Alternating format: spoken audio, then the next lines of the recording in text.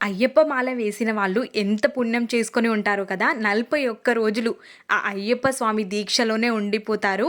చివరిగా 41 డేస్ తర్వాత మా తమ్ముడు స్వామి శబరిమలై వెళ్ళడానికి రెడీ అవుతున్నారు.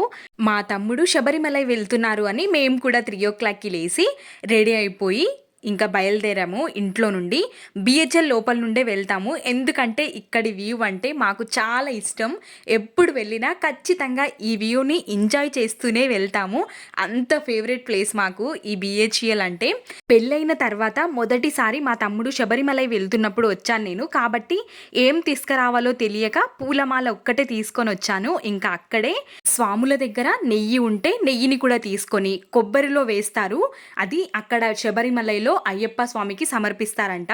ఇంత మార్నింగ్ లేచి ఈ మంచి వ్యూలో ఎంజాయ్ చేస్తుంటే చాలా బాగా అనిపించింది. ఈరోజు డే అయితే చాలా ప్రశాంతంగా పాజిటివ్ వైబ్తో స్టార్ట్ అయింది. చార్వి చూసారా ఎంత ప్రశాంతంగా ఉందో, అస్సలు ఏడవలేదు ఈరోజు.